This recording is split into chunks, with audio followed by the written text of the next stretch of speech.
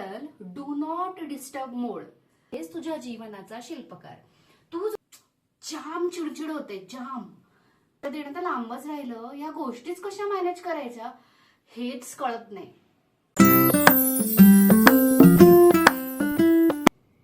आई, ए आई, ए पूर्वा, हे कुठे ठेवलं माझं?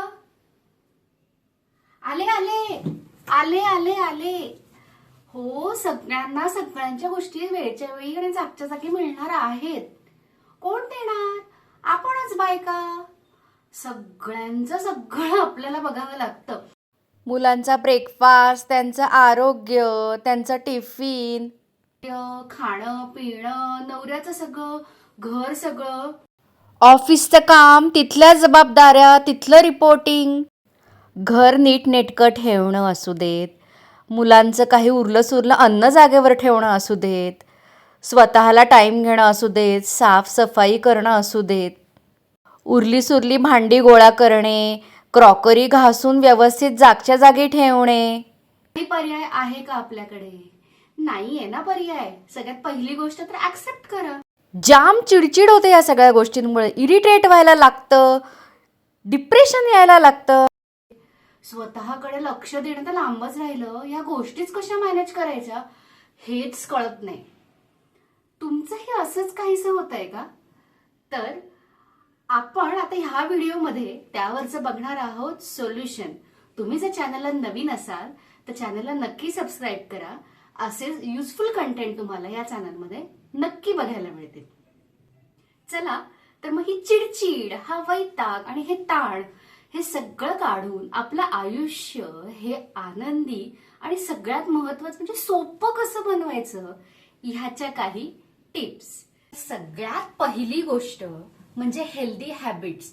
आता तुम्ही म्हणाल हे काय लेक्चर सुरू झालं इथं? नाही, खूप महत्वाची गोष्ट ही आहे. आपल्याला जर का सगळं घर सांभाळायचं असेल आणि आपल्यावरती जर का सगळं घर अवलंबून असेल तर आपण आपलं मानसिक आणि शारीरिक आरोग्य हे नक्कीच चांगलं ठेवलं पाहिजे. तर त्यासाठी आपण काय करू शकतो? व्यायाम करणे. मग तुम्ही सगळेजण म्हणाल कितीतरी बायका अशा असतात की त्यांना व्यायामासाठी वेगळा असा वेळ सुद्धा मिळू शकत नाही. मान्य आहेत सगळ्या गोष्टी.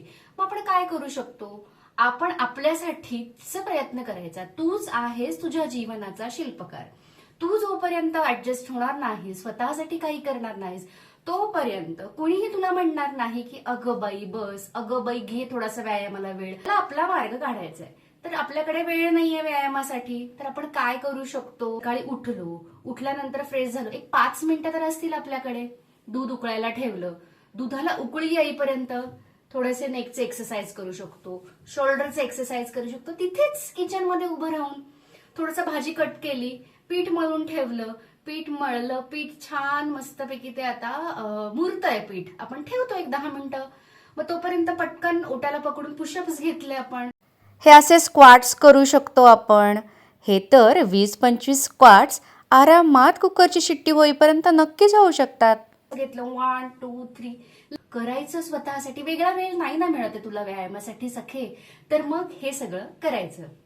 एखादा फोन कॉल आला तर वॉक वेन यू टॉक ही गोष्ट आता नक्कीच लक्षात ठेवायची. आणि तुमचं ऑफिसचा जरी एखादा कॉल असेल, फक्त ऑडिओ कॉल असेल, तर कानामध्ये मस्त हेडफोन घालायचे आणि वॉक करत करत कॉल अटेंड करायचा. कंटिन्युअस वॉक केल्याने जडत्व बॉडीमध्ये कमी होणार आहे.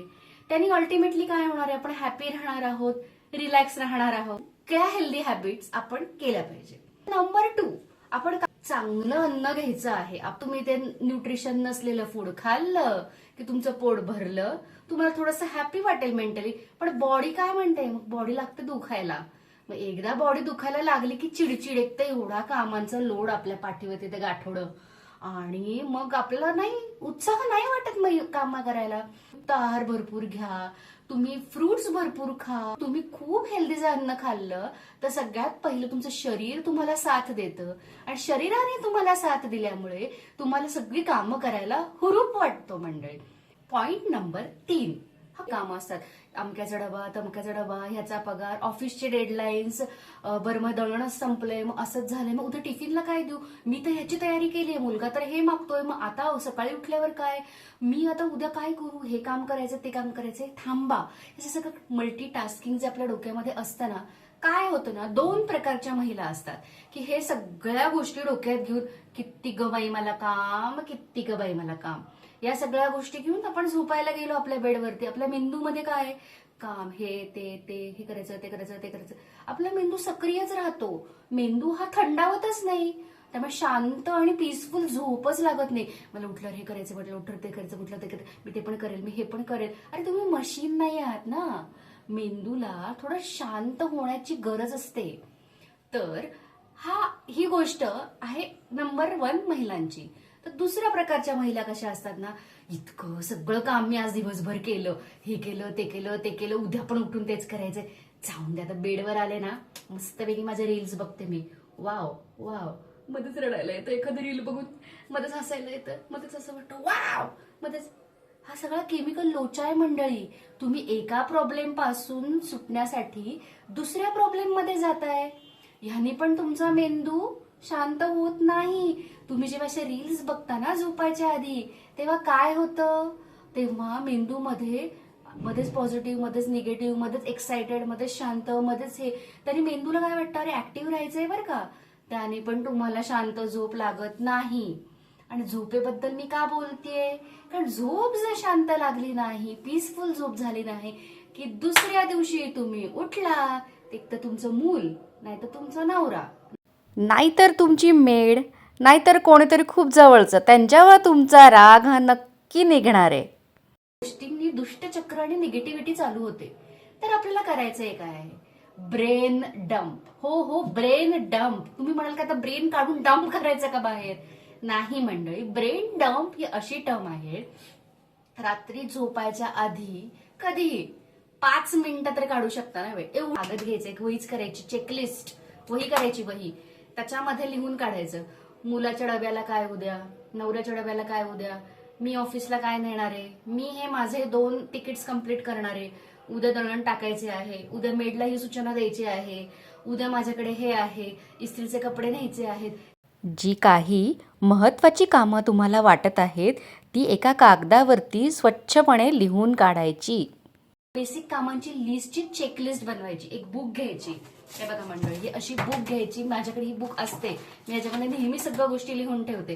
तर त्याच्यामध्ये बेसिक कामं लिहून ठेवायची, की आता मी मुलाचा डबा, मग इकडे नवऱ्याचा डबा, ऑफिसचे काम, मेडला सूचना, हेल्दी हॅबिट्स मध्ये मी आज काय खाल्लं, एक्सरसाइज, ह्या सगळ्या गोष्टींची लिस्ट फक्त डोक्यामध्ये न ठेवता आपण लिहून काढायची कागदावरती. त्याने मेंदूला काय होतं, सूचना जाते.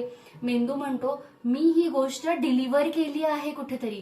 कुठे डिलिव्हर केली आपण, ती कागदावर. आणि कागदावर ती गोष्ट डिलिव्हर केल्यामुळे आणि आपण सकाळी उठल्यानंतर तो कागद घ्यायचा, फट फट फट फट दिमाग में आलं लक्षात मला काय करायचंय. किती जास्त मेमरी लक्षात ठेवू शकतो. काहीही गरज नाही. आपल्याला आयुष्य कसं बनवायचंय, सोपं, हेल्दी आणि हॅपी बनवायचं. इन डंप तुम्ही नक्की करून बघा.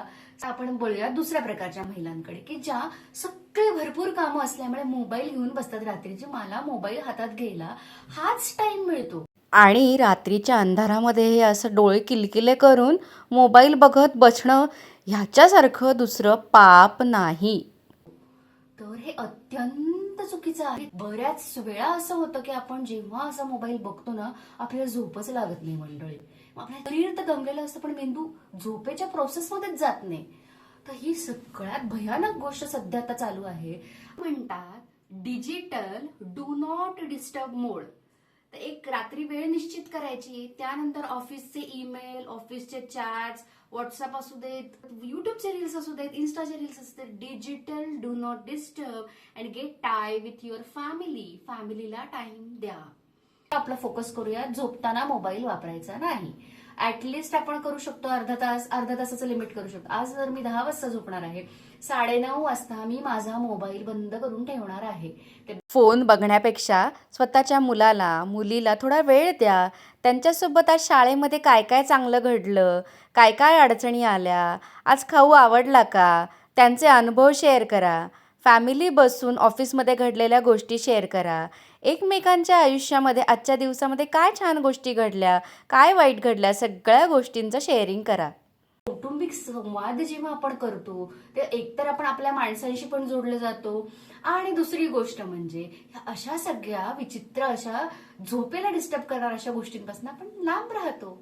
तर बघा मंडळी, ह्या सगळ्या गोष्टी विचार करण्यासारख्या आहेत. तुम्हाला पटतायत का हे मला नक्की सांगा आणि ह्या सगळ्या गोष्टी तुम्ही करा.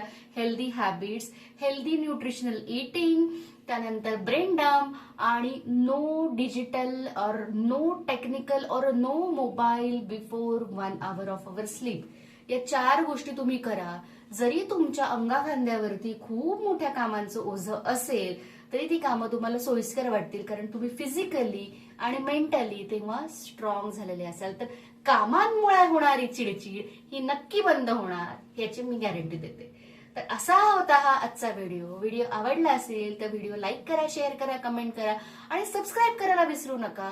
तर अशा टाईपचे व्हिडिओज तुम्हाला आवडत असतील तर नक्की नक्की नक्की मला कमेंट करून सांगा की ताई मला असे व्हिडिओज आवडतात, तू नक्की बनवत जा म्हणून. तोपर्यंत काळजी घ्या. Be happy, keep smiling and stay tune with me. Bye.